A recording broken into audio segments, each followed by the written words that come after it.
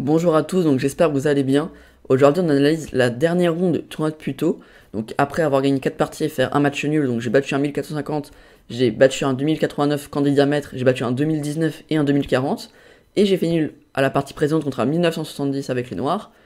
Je suis donc provisoirement 2037 feed, et en cas de victoire on pourrait monter jusqu'à 2063 feed, en cas de match nul 2043, et en cas de défaite 2023, juste avant de partir au Canada. Du coup voilà, donc j'ai les blancs contre Sharon Thomas, donc c'est quelqu'un qui est sur le serveur Discord. Et voilà, ok, donc j'ai les blancs, l'idée donc c'est de gagner. Si je gagne, je finis premier ex-aequo, sûrement deuxième au départage. Match nul, je finis deuxième ex-aequo et quatrième au départage. Et si je perds, bon, je finis un peu plus loin, 10-15ème. Du coup, juste avant que la vidéo commence, n'hésitez pas à liker la vidéo et vous abonner si c'est pas encore fait. Et on y va. Du coup, ok. Dans ce tournoi, avec les noirs, j'ai joué 2 Benoni. J'ai eu 2 fois les noirs. Dans ce tournoi, j'ai eu 4 fois les blancs, j'ai joué 2 cavaliers C3, une fois E4. Du coup, on joue E4. Comme ça fait 2 fois E4, 2 fois cavalier C3. Il m'a donc joué E5, E4, E5. Ici, qu'est-ce que je joue? Donc là, j'ai hésité. Je me suis dit, soit je joue Gambit roi, soit je joue Gambit écossais, soit je vais jouer une espagnole d'échange, soit je vais jouer une viennoise. Et je me suis dit... En fait, j'ai vraiment hésité, parce que je me suis dit Gambit roi, ça fait longtemps que je n'ai pas regardé. Franchement, je suis vite parti sur la viennoise, donc j'ai joué KC3. Ici, il m'a donc joué Fou C5. Fou C5 avec l'idée de me déroguer, enfin, sur F4, c'est la partie. Il vient pas faire Fou prend cavalier parce que c'est mauvais, parce que sur Fou prend cavalier, juste à faire Tour prend, et derrière, il aura donné sa paire de fous, j'aurais juste à faire Fou C4, D3, Fou E3, Dame D2, Grand Roc, et vraiment je vais l'allumer. Ma tour, elle va servir pour pousser les pions. Du coup, Fou prend G1, c'est mauvais. Du coup, l'idée de Fou C5, c'est juste de m'empêcher de roquer. Je pourrais jamais faire petit roc, pour l'instant. Ici, il fait donc D6. Il tient son pion en E5, parce que si je joue tout autre coup, bah, je peux prendre. Même cavalier C6, ses pions prend. Cavalier prend, et des F4 des D4 qui vont partir. Du coup, ici, sur D6, je joue cavalier F3. Voilà, j'empêche les idées avec pion prend dame H5, tout en développant même pièce. Il fait donc cavalier C6, il développe ses pièces, et je fais Fou C4. La case idéale pour le fou sur la viennoise, c'est la case C4, parce qu'on met la pression sur le pion F7, tout en voilà, on prend la plus grosse diagonale pour le fou possible, case C4. Du coup, cavalier F6.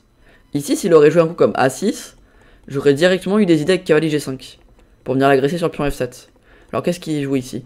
Cavalier H6, moi je pense que ça doit être le meilleur coup, cavalier H6, et j'aurais fait dame H5. Ouais, c'est ça.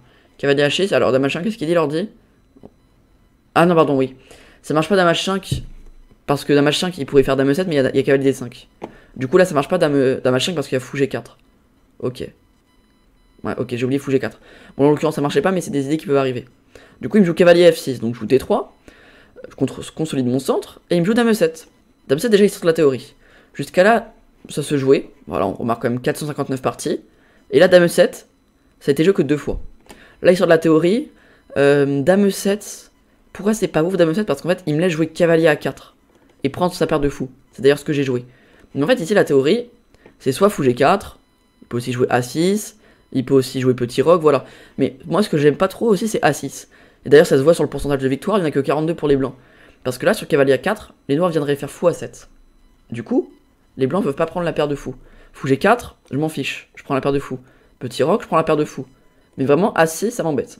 Bon, il l'a pas fait. Il me joue dame E7, du coup cavalier A4. Directement, je menace de prendre la paire de fous. S'il vient en D4, je prends. S'il vient en B6, je prends. S'il reste là, je prends. S'il vient en B4, je fais C3, fou bouge, B4, il recule, je prends. Donc il peut pas l'éviter. Donc il fait fou B6. Je vais donc faire cavalier prend. Ici, il fait pas C prend parce que sinon il va se créer des faiblesses. Donc il fait A prend. Et je mets donc maintenant mon roi à l'abri. Maintenant que le fou n'est plus en C5 pour me déranger. Et ici, il me fait cavalier A5. À la fin de la partie, je lui ai dit... Est-ce que j'aurais peut-être pas dû jouer A4 ici, comme ça au moins il me fait cavalier A5, je reviens en A2. Je savais pas trop, depuis j'ai pas regardé avec l'ordi, donc alors est-ce que l'ordi me conseille ça? Donc, non, il me conseille pas A4, ok. Pourquoi il me conseille pas A4?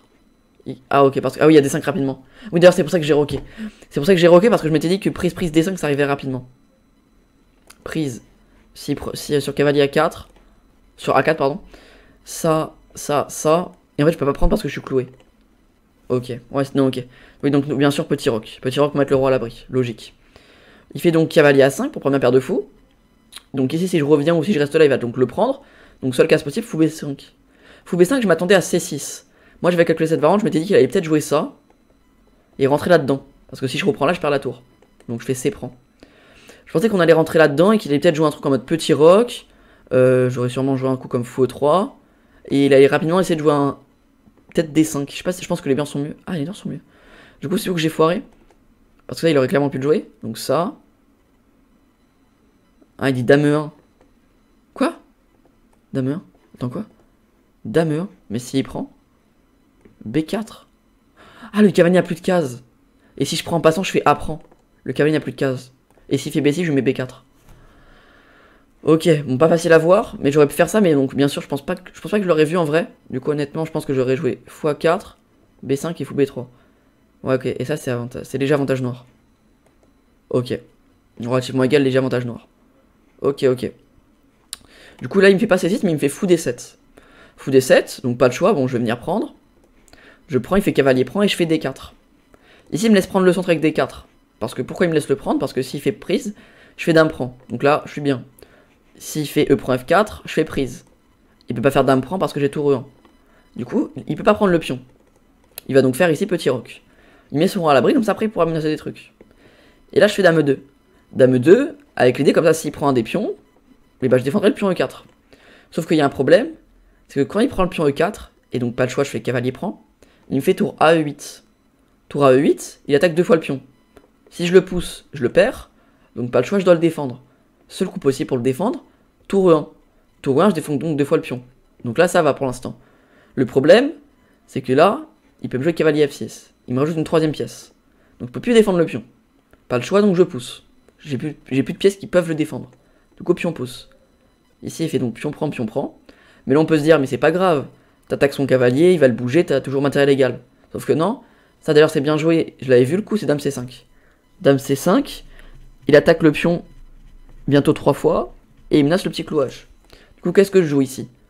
J'ai pas le droit de bouger ma dame en F2, sinon je perds ce pion. J'ai pas le droit de faire dame E3, sinon je me prends des cavaliers G4, cavalier prend.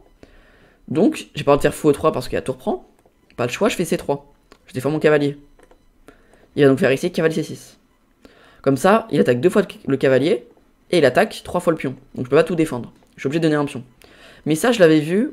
À partir de là, je m'étais dit tour là, tour E1, cavalier F6. J'avais calculé un truc comme ça. Et je m'étais dit que j'allais devoir donner un pion quand même. Et donc c'est la partie, coup pour coup. Et donc là, je vais devoir donner un pion. C'est pas hyper grave, pourquoi? Parce que là, j'ai réussi à rentrer dans une finale qui est pas facile à gagner pour lui. C'est fou F4. On garde ce pion E5 qui l'embête vraiment. Bien sûr, on peut jamais prendre le cavalier parce que je suis cloué. Du coup, fou F4. Et donc maintenant, il va gagner ce pion. Ok, il va gagner ce pion. Mais j'ai dame F2. Dame F2, j'attaque son cavalier, j'attaque sa dame. Donc pas de choix, ici, il fait dame prend.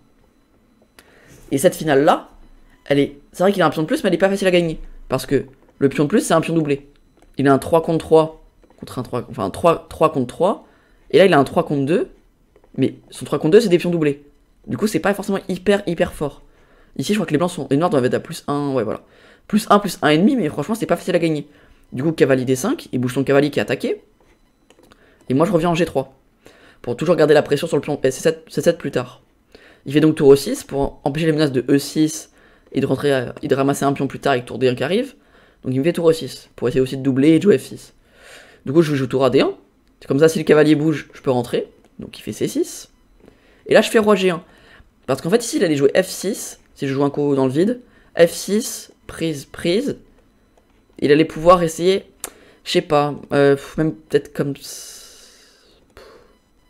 Je sais pas, je me sentais moins à l'aise ici. Je préférais quand même roi G1. Ouais, je préférais vraiment roi G1. Du coup, roi G1, il joue F6.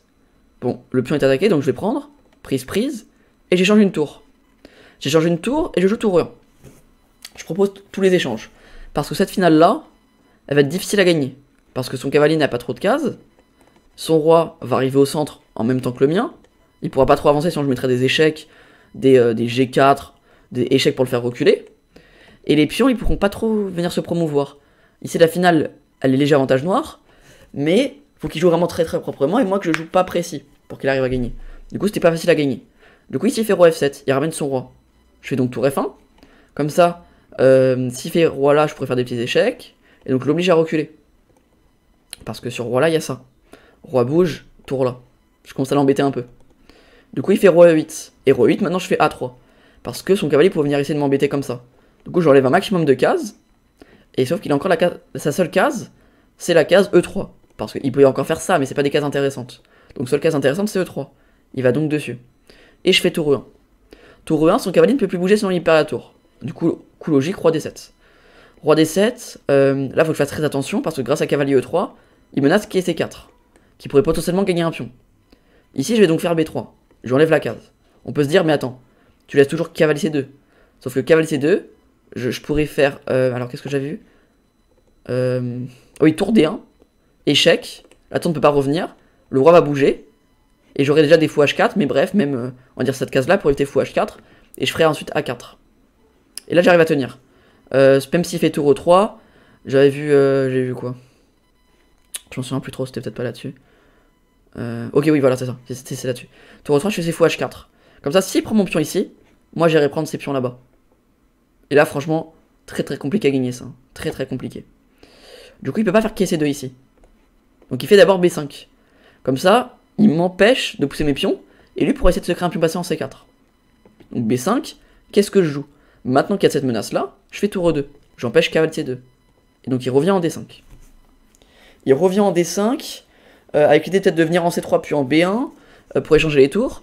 Du coup, moi je me dis, attends, bon, si je fais tour prend, le problème, c'est que son roi sera très très rapidement centralisé. Du coup, j'ai pas le droit de prendre. Du coup, je fais roi F2.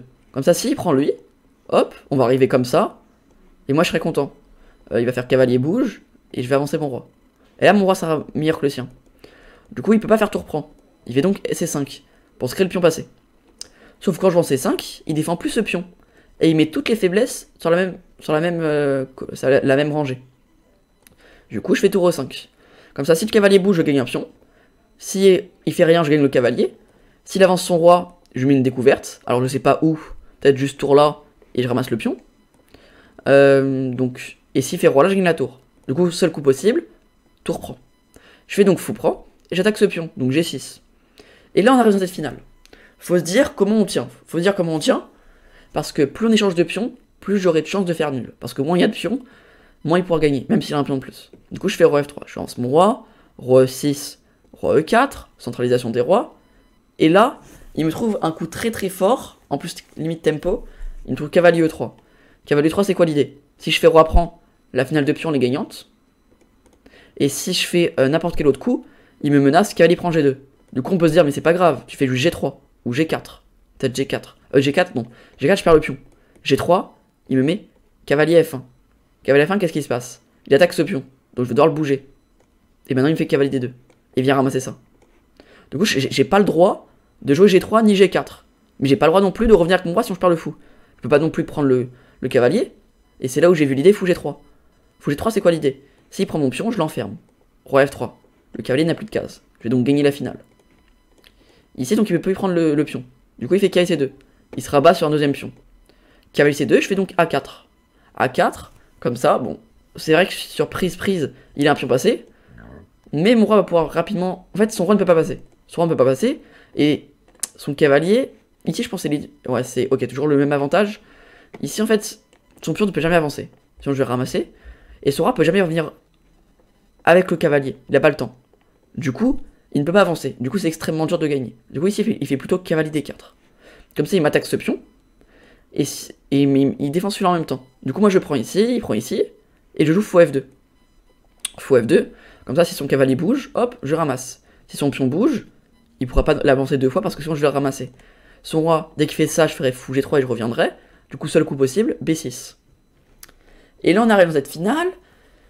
Encore une fois, très important. Faut pas bouger mon roi. Faut pas que son roi avance. Du coup, on bouge pas notre roi. Et lui, il peut pas avancer son pion, sinon il perd celui-là. Donc mon fou, faut qu'il reste aux alentours. Donc je fais fou E3. Je fais des petits coups d'attente comme ça. Surtout que son cavalier commence à être un peu enfermé. Et ici, il fait cavalier A5. C'est quoi l'idée de cavalier A5? C'est de jouer ça et ça. Pour venir récupérer le pion B5. Ici, je fais donc fou F4. Comme ça, quand il va récupérer celui-là, moi, je vais récupérer celui-là.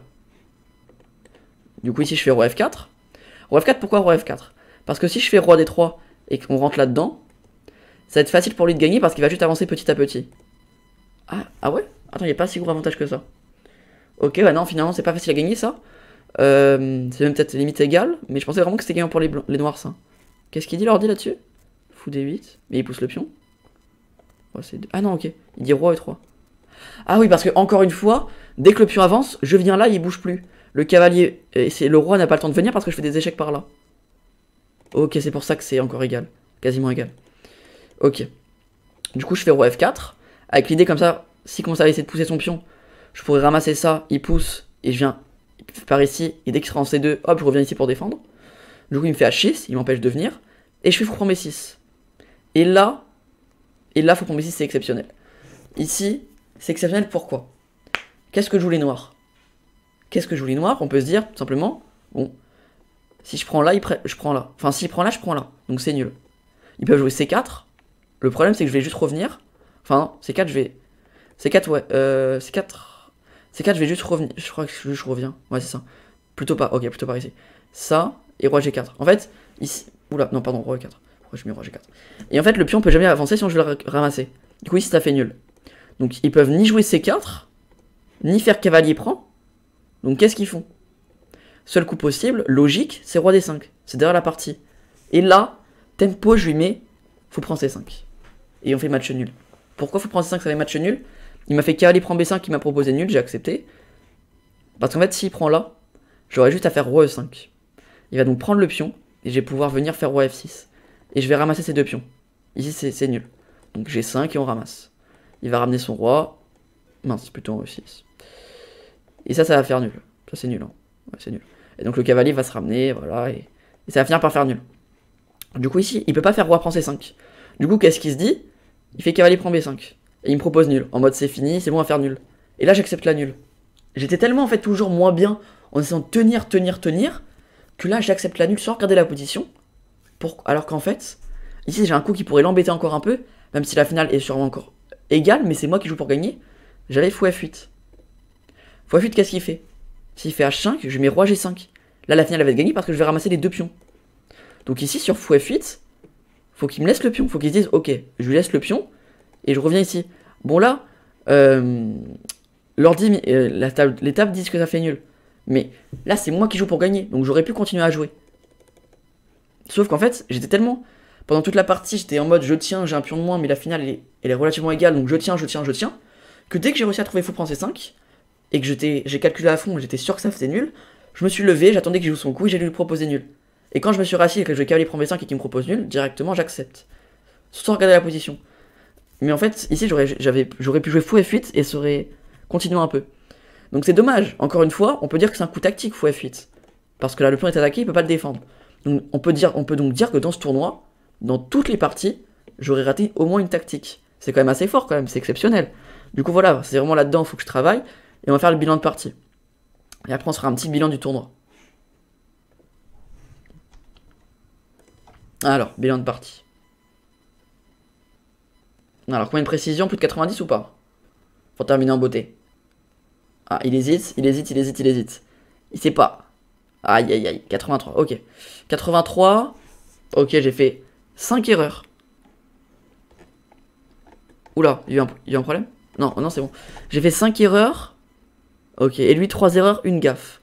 Ok. Et donc, on voit sur le graphique qu'il a toujours été un peu mieux toute la partie. Hein. Et à la fin... Attends, il a un moment à moins 5. Oh, ah oui, d'accord, dans la finale, il était gagné un démon. Ok. Bon, on va regarder ça. Du coup, la théorie. Ok, donc là, c'était plutôt pas mal. Ok, ouais, D4. Ah, il met erreur sur D4. Il voulait que je joue quoi, ici? Il voulait que je joue C3 pour préparer D4. Ou alors jouer B4. Donc le cavalier recule. Ok. Ah, et là, ouais, dame 2, là, je donne le pion. On a vu la série de coups qui faisait perdre le pion. Ici, il va plutôt faire tour E1. Donc comme ça, s'il prend là, on fait cavalier prend. Et quand il fera tour là, bah c'est pas grave, on s'en fiche. La dame est devant, donc il peut pas prendre. Ok. Donc dame 2, erreur. Après, je trouve que j'ai plutôt bien joué l'enchaînement quand même. J'ai réussi à trouver de bonnes compensations. Enfin, j'ai réussi à tenir en gros. J'ai évité toutes les possibles menaces de mon adversaire. Donc ça, j'étais assez content. C'est à la fin où j'ai commencé à mal jouer. Là, j'ai vraiment plus beaucoup de temps. Lui, il avait quand même pas mal de temps. Mais moi, j'avais plus beaucoup de temps. Voilà, cavalier A5. Là, ouais, fallait pas laisser faire ça. Là, fallait... Ouais, mais là même là, c'était déjà chaud. Fallait faire fou G3 pour fou là, rapidement. Fou G3, cavalier A5. Ah non, il a caissé 4. Il faut faire quoi ici? Fou B8. Et quand il fera caissé 7, on fera ça. Ok. Ça revient exactement la même chose que la partie, là. Ok. Parce que lui a dû faire des erreurs après, du coup. Ah oui, c'est ton H6 qui est mauvais. Ouais, H6, ok. Et à partir d'H6, donc là, c'est nul. Et donc là, en plus, je mets fou prend C5. Ok. Bon, bah, dommage, dommage. Bon, voilà. À la fin, j'aurais pu continuer un peu. Mais voilà, j'ai quand même bien tenu. Je suis quand même assez content. J'ai terminé le tournoi, du coup, 2043 feed. Soit plus 107 Elo en 6 parties de Puto. Plus une d'interclub adulte. Donc, cette partie, j'ai réussi à faire plus 103 Elo. Juste avant le Canada, c'est parfait. On revient à 2043, ça fait plaisir. Quand je reviendrai, donc là je vais faire un petit bilan du tournoi avec mes résultats, un petit bilan si j'arrive à faire ça. Tac, hop. Faut tac, je mets le tournoi. Hop. Du coup voilà. Je vais zoomer parce que vous voyez peut-être pas trop. Voilà. Voilà, du coup. Donc moi je suis 4ème du tournoi. Donc première ronde, j'ai battu à 1462. Qu'est-ce qu'on peut dire de cette partie? Je pense que j'ai joué un peu trop passif et donc encore une fois la tactique, j'ai raté des tactiques. Sinon, deuxième partie, Kierzon-Bergmark, pareil, j'ai raté pas mal de tactiques, même si c'était quand même une partie assez propre sur la Benoni, c'était cool, le CM Kierzon-Bergmark. Troisième partie, Gerlach-Frédéric, j'ai raté aussi une tactique, sinon c'était plutôt propre, juste la tactique en ouverture. Quatrième partie, Souté Lorenzo, j'ai raté la tactique à la fin, mais j'ai quand même réussi à gagner, ok. Quatrième partie plutôt propre, mais je rate la tactique pour gagner. Avec Charon Thomas, je rate la tactique donc au début pour perdre le pion, mais j'arrive à tenir. Donc vraiment, dans chaque partie, il y a une tactique.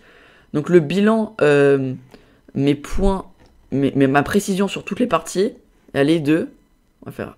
Ok. Donc première ronde, 88,2. Deuxième ronde, 81,6. Troisième ronde, 93. Quatrième ronde, 83,3. Cinquième ronde, 92,1. Et dernière ronde, 83,00. Du coup, voilà, c'est quand même une belle moyenne, je pense à environ 86-87. Donc c'est plutôt cool. Voilà, sur le tournoi, j'ai quand même été assez propre. Niveau ouverture, stratégique, finale, j'ai quand même des finales.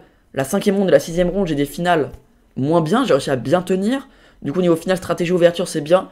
Le seul bémol, c'est la tactique. Si j'aurais été meilleur en tactique dans le tournoi, franchement, j'aurais pu faire 6 sur 6 et remporter le tournoi. Du coup, voilà, c'est là qu'il faut que je travaille, surtout au Canada.